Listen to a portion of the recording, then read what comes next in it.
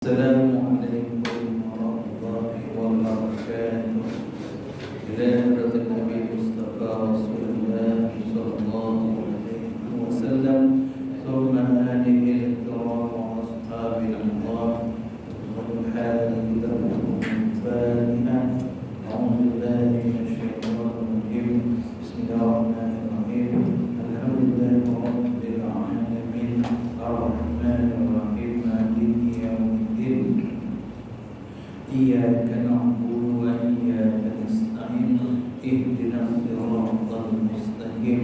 Siratal ladzina an'amta 'alaihim ghairil maghdubi 'alaihim waladdallin. Bismillahirrahmanirrahim. Alhamdulillahi rabbil alamin. Wassalatu wassalamu ala asyrafil mursalin wa ala alihi wa sahbihi ajma'in. Allah ya alim alimna min 'ilmika ma tarda bihi anna wa la tu'akhidhna bima ta'lamu minna. Ya alim khalidna min qulubin 'ilmin wa haqqna min aqraril 'ilm. Allahumma salli wa sallim wa barik ala maulana Muhammad nur al-muslim bizali nurihi wa ala alihi falam haddid wa nafasid ala wasi'um al-mukahamin. Rabbana atina fid dunya hasanah wa fil akhirati hasanah wa qina adzaban nar. Wa sallallahu ala sayyidina Muhammad wa ala alihi wa sahbihi wasallam. Alhamdulillahi rabbil alamin. Bismillahirrahmanirrahim. Dalam kitab Asas Akidah Takmil 9 dalam surat itu surat 40. Bismillahirrahmanirrahim. Pada pelajaran lepas kita telah membincangkan tentang sifat yang wajib diketahui, itu sifat manusia, sifat salbiyah, sifat ma'ani dan sifat ma'nawiyah. Dari mana? Keempat sifat ini terkandung dalam 20 sifat yang wajib kita ketahui. Jadi kita dah bincang tentang sifat nafsiyah. Nafsiyah ini disadarkan kepada zat Allah itu sendiri. Satu saja sifat nafsiyah itu sifat wujud Allah Subhanahu wa ta'ala. Allah wujud, maksudnya tidak ada siapa yang menjadikan Allah Subhanahu wa ta'ala. Dan wujudnya Allah itu tiada permulaan dan juga tiada perakhiran. Baik, sifat yang kedua itu sifat salbiyah. Sifat salbiyah, sifat yang disadarkan kepada menafikan atau menidakkan kekurangan dengan sifat dan zat Allah Subhanahu wa ta'ala. Sifat salbiyah ini dari segi lughawi atau makna bahasa dan buat sifat yang berlawanan. Jadi mana sifat ini, mana salbiyah ini, kita baqa semua ni ada 5 ni. Dia ada sifat ini akan menafikan kepada Allah akan wujudnya sifat-sifat makhluk pada diri Allah Subhanahu wa ta'ala, dan kita menindakkan kekurangan kepada zat Allah Subhanahu wa ta'ala.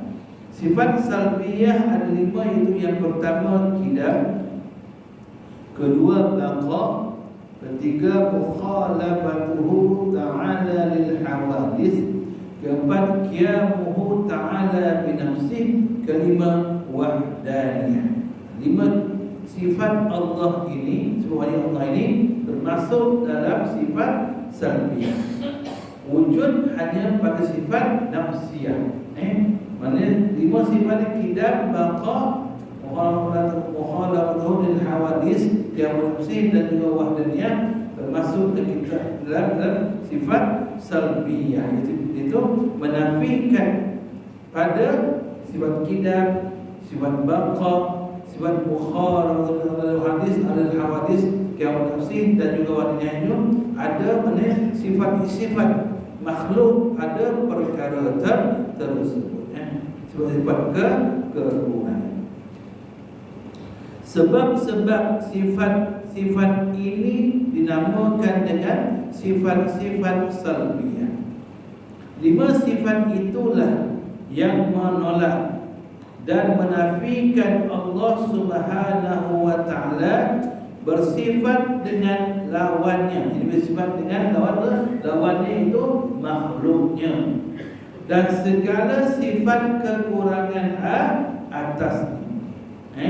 Maknanya 5 sifat ini ya untuk menolak ada kidab sedia kalanya Allah, kekalnya Allah, bersama Allah yang dengan perkara yang bahamu, berdiri Allah dengan sendiri, wahdah esanya Allah. Mana kelima sifat ini menafikan akan segala sifat kekurangan Allah, dan untuk menolak bersamaan dengan sifat-sifat makhluk Allah Subhanahu wa taala.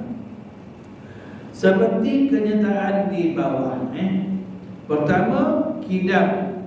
Kidab menafikan Allah Ta'ala ada permulaan. Kita dah bincang itu. Wujudnya Allah itu tidak ada permulaan dan tidak ada perakhiran. Dikuatkan lagi dengan sifat kidab. Kidab iaitu apa? Allah Ta'ala itu menafikan akan adanya permulaan. Adanya permulaan ini hanya sifat makhluk. Macam kita, adanya kita sebab berlakunya omak abah kita, maka keluar boneh abah kita, orang rumah kita, jadilah kita dalam omak kita. Itu mula kita, mulanya kita, dan akhirnya kita dengan kematian. Allah tidak ada permulaan dan tidak ada pengakhiran.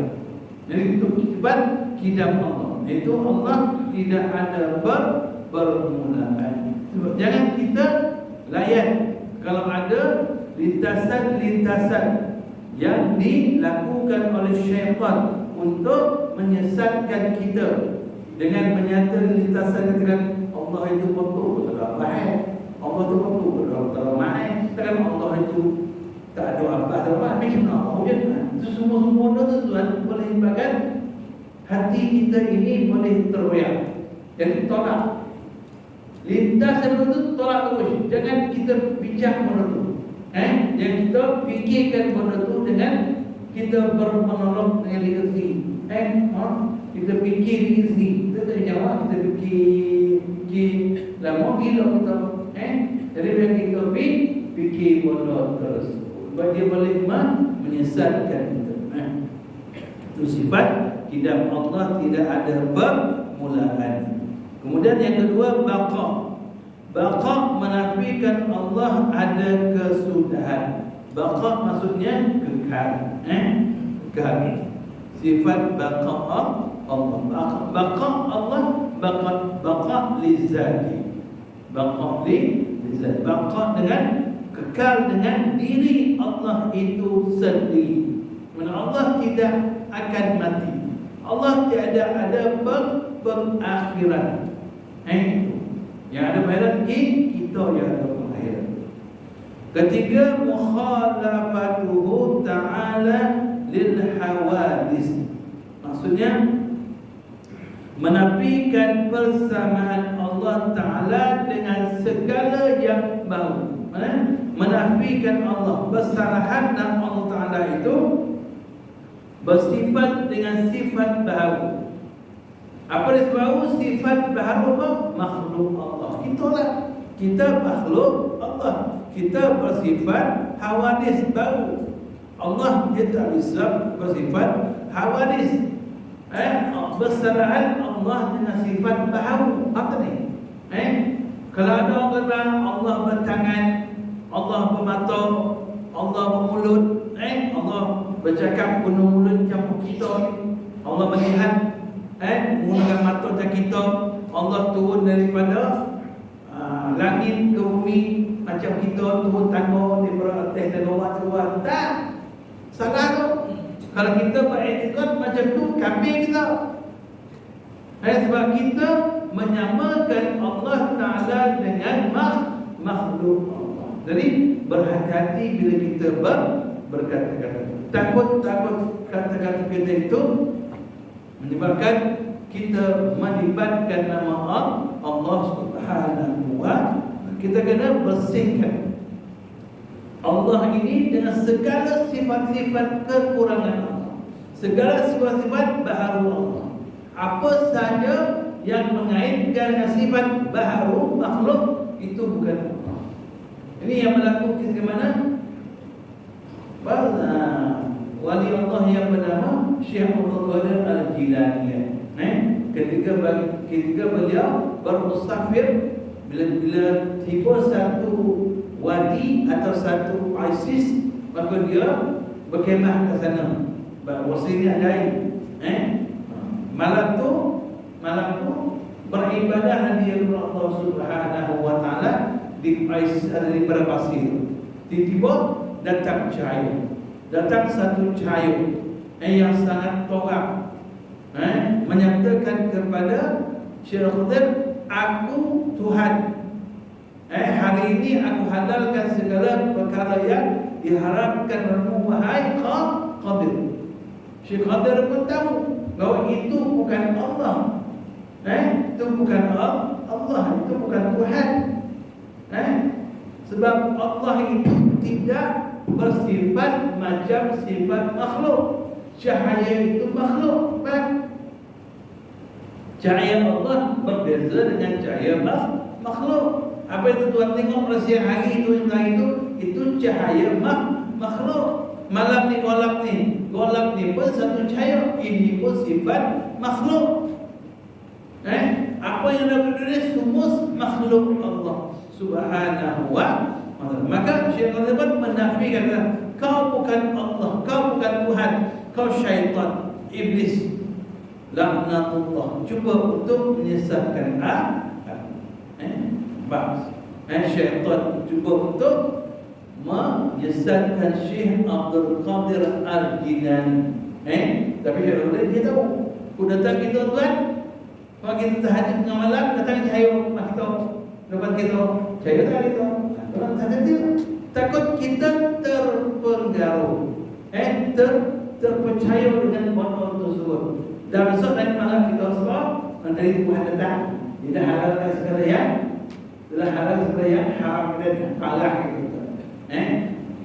Kalah kita. Pastikan kita, pastikan kukuh iman kita.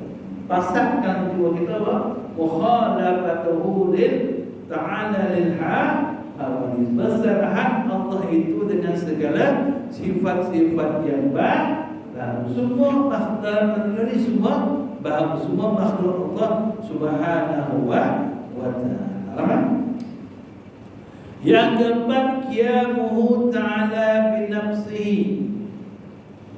Menafikan Allah Ta'ala berhajat kepada yang lain. Yang berhajat kepada yang lain ini sebab makhluk Allah, manusia kita berhajat kepada orang lain, kan? Bila kita nampak satu perkara kadang-kadang kita perlukan bantuan orang, bila kita nak minta suatu jawatan ke satu benda ke, kita minta berkenan orang, itulah kira apa saja. Allah tak perlu kepada perkara-perkara sedemikian. Allah Ta'ala itu tidak berhajat kepada orang. Apa contohnya? Apa ibadah yang kita buat juga, Allah Ta'ala tidak berhajat pun kepada ibadah-ibadah. Kalau satu dunia ni pun, katakan satu dunia manusia berpakat berfikir dia berpakat, kita mogok, kita tak payah solat, tak payah puasa, tak payah pergi haji, mogok dengan Allah. Allah Ta'ala tidak terkesan sedikit pun dengan apa yang manusia mogokkan tersebut. Tak macam bos, tak macam bos ketua. Kalau kerja bawah mogok, mampu ketua, mampu syarikat, bankrupt. Allah tak bankrupt, tak ada. Mogok lagi nombor, Allah tetap kaya. Inna Allah ghaniyun, Allah tetap kaya. tidak berhajat kepada makhluk Allah Subhanahu wa ta'ala. Itu qiyamuhu ta'ala binafsihi. Kalimah wahdaniyah menafikan Allah Ta'ala berbilang-bilang atau Allah Ta'ala itu bersifat satu tunggal. Allah Ta'ala tidak berbilang-bilang, tak banyak. Tuhan tak banyak, tak macam Tuhan Hindu, tak macam Tuhan Kristian. Allah Ta'ala satu tunggal, tidak ada selain Allah Subhanahu wa ta'ala. Ini 5 sifat yang termasuk dalam sifat salbiyah yang menafikan kekurangan Allah Subhanahu wa ta'ala. Ada soalan tak? Baik. Hakikat sifat salbiyah ibarat daripada menolakkan dan menafikan perkara yang tidak layak atas Allah Subhanahu wa ta'ala. Maksudnya kita menafikan, kita menolak segala perkara-perkara sifat yang tak layak bagi Allah. Sifat itu tiada pada hati dan fikiran zihni dan tiada pada luar fikiran khabar. Sifat tu, keraguan itu tidak ada dalam hati kita dan tidak ada dalam fikiran kita. Maksudnya, kita buang jauh-jauh akan segala perkara-perkara yang boleh merosakkan akal kita berkaitan dengan Allah Subhanahu wa ta'ala. Kita tolak apa sahaja bisikan-bisikan tersebut yang mungkin datang hati kita, datang fikiran kita, ataupun mungkin cakap-cakap orang luar ni, kharij mana, orang macam orang yang cuba untuk menyesatkan kita. Ia dinamakan juga sifat adamiyah. Adamiyah ni maksudnya tiada. Tetapi tidak dihukumkan nafi, kerana antara nafi dengan adam ada perbezaan, iaitu tiap-tiap nafi dihukumkan adam. Perkara yang kita menafikan tersebut dihukumkan sebagai tiada. Tetapi tidak tiap-tiap adam ia dihukumkan nafi.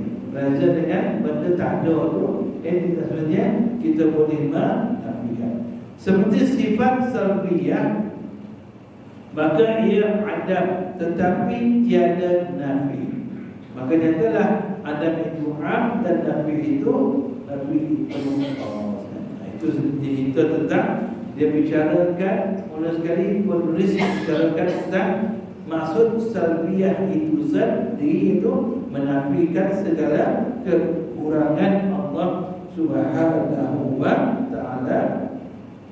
Dan sifat-sifat dalam salbiyah itu ada 5. Yang pertama iaitu kidam, kedua baqa, ketiga mukhalafatuhu lil ta'ala lil hawadis, keempat qiyamu ta'ala bi nafsihi, kelima wahdaniyah. Kita bincang yang pertama iaitu dalam sifat salbiyah itu yang pertama kidam, al-kidam, bermaksud sedia ada atau memang sedia ada. Al-kidam maksudnya sedia ada. Allah Ta'ala bersifat al-kidam, bermakna Allah Ta'ala sedia ada, iaitu tiada permulaan bagi kewujudannya dan tiada yang menjadikannya. Dipahami? Itu sedia adanya Allah. Memang semua jadi. Sedia adanya Allah dia, iaitu permulaan bagi Allah Ta'ala itu tiada permulaan. Maksudnya Allah itu tiada permulaan dan tiada siapa pun yang menjadikan Allah Subhanahu wa Ta'ala. Allah itu memang telah ada sejak azali lagi. Sebelum diciptakan alam dan diciptakan langit dan bumi, Allah Ta'ala itu memang ada. Wujudnya alam, wujudnya langit, wujudnya bumi, wujudnya alam cakrawala, wujudnya manusia adalah sebab Allah nak zahirkan Nur Muhammad, kekasih cahaya Muhammad. Nur Muhammad itu benda yang pertama sekali Allah ciptakan. Mana Allah ciptakan yang pertama sekali ialah kekasih dia Sayyidina Muhammad sallallahu alaihi wasallam. Tetapi Allah akhirkan kewujudan Muhammad. Dia menjadi Nabi akhir atau Nabi penutup bagi segala nabi. Sifat kidam juga menafikan adanya sesuatu yang mendahului kewujudan Allah Subhanahu wa ta'ala. Sebab kidam itu menafikan adanya benda atau zat lain yang wujud dulu sebelum Allah. Tidak ada. Allah tiada permulaan, tiada pengakhiran. Dia wujud dengan sendiri. Jangan kita fikirnya banyak. Kalau kita fikir banyak kan takut boleh menyusahkan. Cukup kita bicarakan. Lalu nakli sifat kidam. A'udzubillahi minasyaitonir rajim. Allah rabbas samawati wa rabbal ardin wa rabbana wa rabbal kulli syai' faliqul haqqi wan nawa wa munzilat tawrat wal injil wal qur'an a'udzu bika min syarri kulli syarr anta ahlun bi nasiyah anta awwalu falaysa qabla syai' wa anta al-akhiru falaysa ba'da syai' wal zahiru falaysa fawqa syai' wal batinu falaysa dunaka syai' iqdi anni zihnan iqdi anni din wa aghnini min al-faqr. Maksudnya Allah Ta'ala, Allah Tuhan langit dan Tuhan bumi, dan Tuhan kami dan Tuhan segala sesuatu, pemisah biji-bijian dan kurma, dan yang menurunkan Taurat, Injil dan Al-Quran. Aku berlindung kepadamu dari kejahatan, setiap kejahatan yang engkau pegang di ubun-ubun. Engkaulah yang awal, tidak ada sesuatu pun sebelummu. Engkaulah yang akhir, tidak ada sesuatu pun sesudah. Dan zahir, tiada sesuatu pun di atasmu. Dan batin, tiada sesuatu pun di bawahmu. Lunaskanlah segala hutang atasku, dan kayalah aku dari kefakiran. Itu dalil nakli. Dalil Al-Quran, Allah Ta'ala bersifat kidam pada surah Al-Hadid ayat 3. A'udzubillahi minasyaitonir rajim. Huwal awwalu wal akhiru wal zahiru wal batin wa bikulli syai'in alim.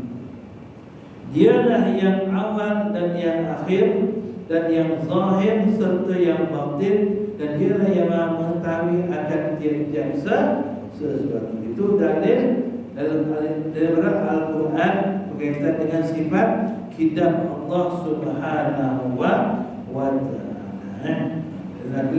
Dan nakli ini dia berkait dengan dalil Quran dan juga hadis. Dalil akli itu dalil akal.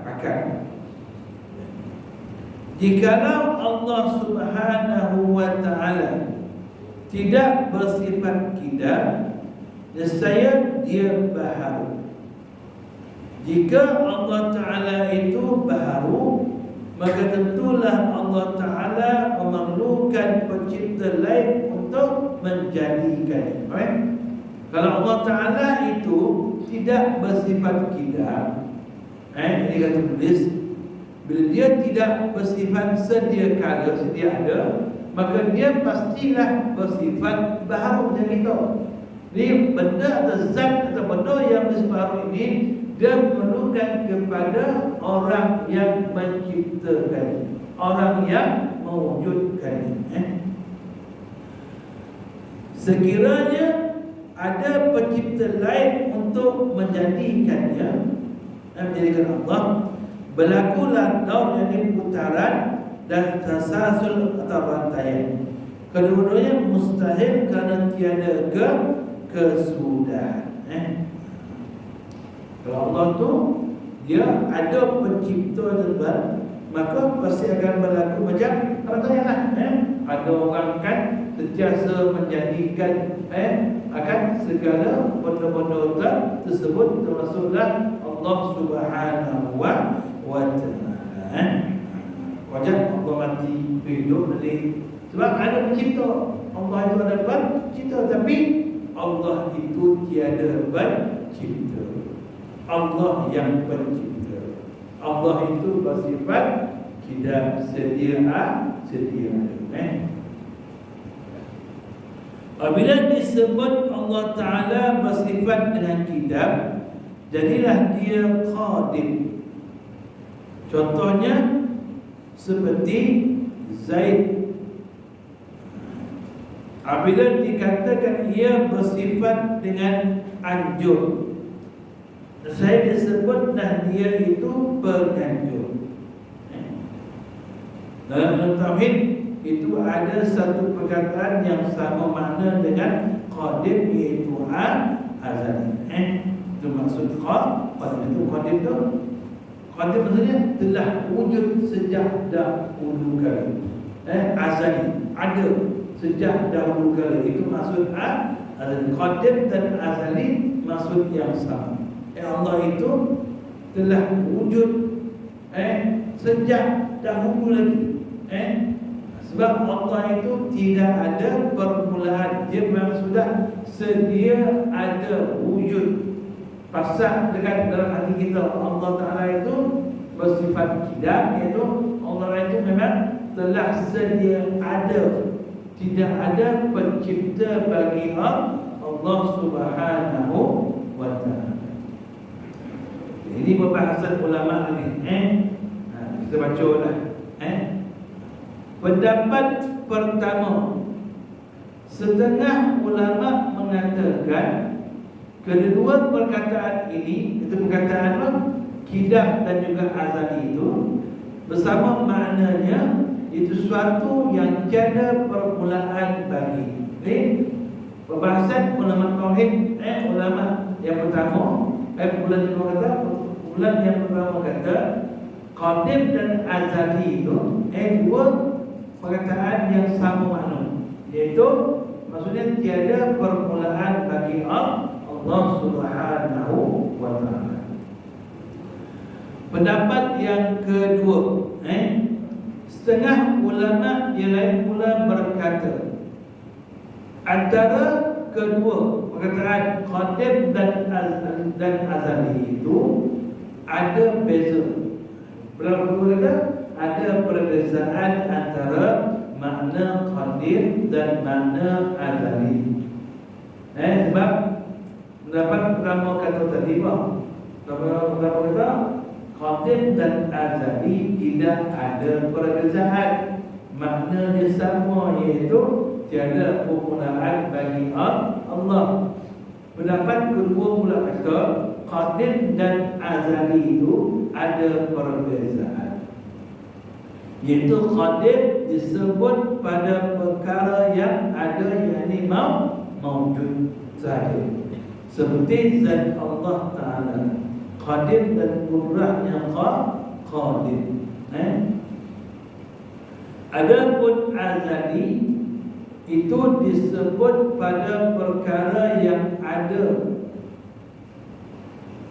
mawjud seperti zat Allah Ta'ala dan qudrahnya azali, dan pada perkara yang tiada ghair mawjud seperti tiada yang menyerupai Allah itu azali. Maka qadim itu khas dan azali itu pendapat kedua ni pula dia membezakan antara maksud qadim dan juga azali. Qadim itu dimaksudkan dengan apa? Memang sedia adanya Allah Subhanahu wa Ta'ala dari segi qudrah dan juga zat Allah Ta'ala. Benar, azali pula maksudnya apa? Allah itu tidak sejak dahulu lagi Allah itu tidak menyerupai dengan makhluk Allah Subhanahu wa Ta'ala. Qadim itu sifat khas Allah. Itu Allah itu yang sedia ada. Azali itu itu Allah itu tidak diserupakan dan tidak ada yang menyerupai Allah Subhanahu wa Ta'ala. Dengar? Boleh sikit. Kalau ini. Dipilih. Saya dipilih. Okey, pendapat yang kedua kata ada perbezaan antara qadim dan azali. Qadim itu ia merujuk kepada perkara-perkara yang ada pada Allah Subhanahu wa Ta'ala, seperti pada zat dan juga qudrah Allah. Mana zat Allah itu bersifat qadim dan qudrah yang ada pada Allah itu bersifat qadim. Mana azali itu pula ia merujuk kepada tidak ada suatu pun perkara yang boleh menyerupai Allah. Mana menyerupai Allah itu tidak boleh diserupakan. Allah itu tidak boleh tiada benda yang boleh menyerupai Allah. Mana tidak menyerupai Allah itu memang sejak ada azali lagi. Memang sejak dulu ni Allah itu tidak boleh diserupakan. Itu beza. Nampak? Mana Allah mana?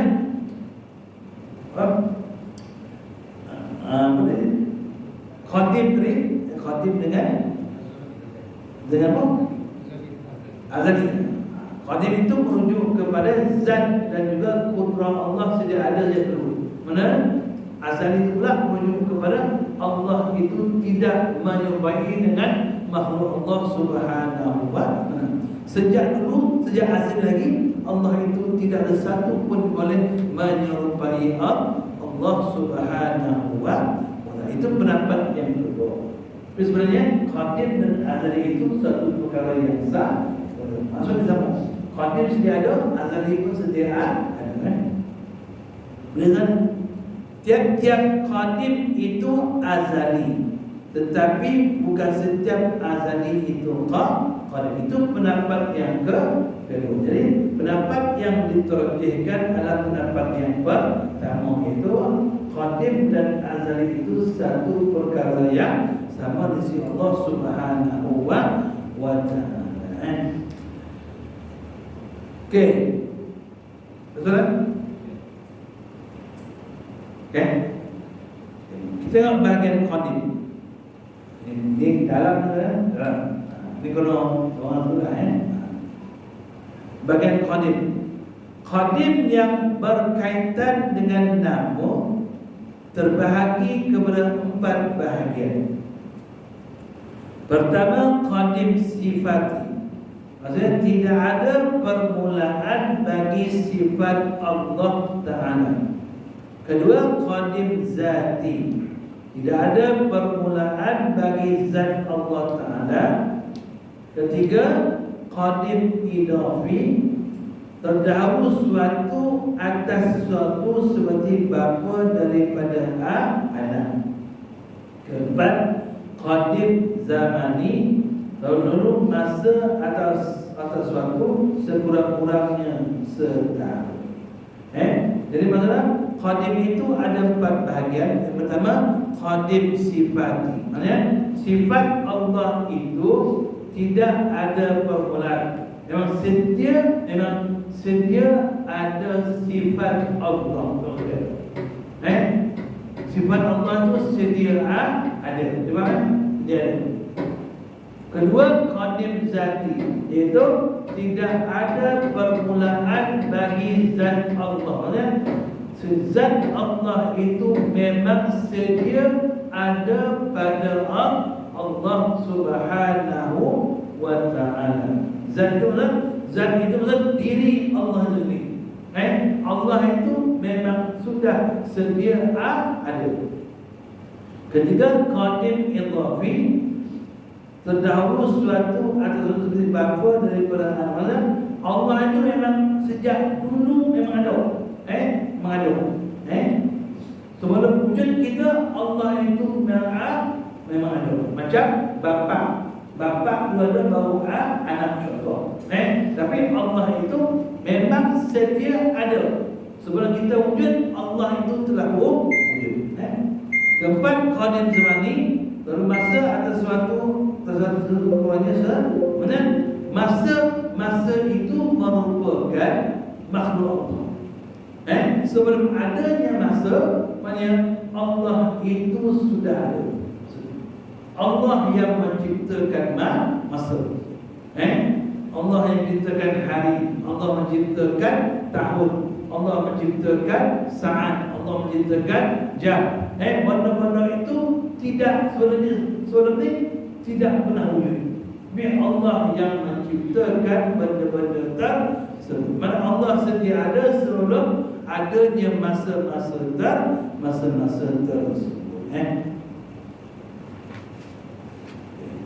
Maka qadim hakiki, qadim sifati dan qadim zati tidak harus dikatakan kepada selain dari Allah Subhanahu wa ta'ala. Maksudnya qadim sifati dan qadim zati itu hanya khusus ada pada Allah Subhanahu wa ta'ala. Saya sifat salbi yang pertama, salbiyah pertama itu sifat tidak. Baca pula bunyi. Jadi insyaAllah pada bulan 4 bulan 3 dah pusat. Sampai kita akan baca pada sifat baqarah.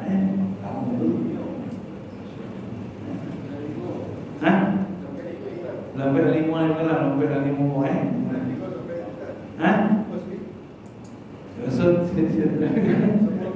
sebab usul awal insya-Allah jangan sampai begitu. Saya takut saya tak ada cuti tu di sekolah. Kira-kira baik. Semoga Allah berikan kefahaman kepada kita insya-Allah. Wallahu a'lam. Bismillahirrahmanirrahim. Alhamdulillahirabbil alamin. Wassalatu wassalamu ala asyrafil mursalin wa ala alihi wa sahbihi ajma'in. Ya alim kull ulum, ya sami'u al-mazlum, la taj'al fi majlisina shakiwan mahrum. Rabbana atina fid dunya hasanah wa fil akhirati hasanah wa qina adzaban nar. Wa sallallahu ala sayyidina Muhammad wa ala alihi wa sahbihi wa sallam. Alhamdulillah rabbil alamin.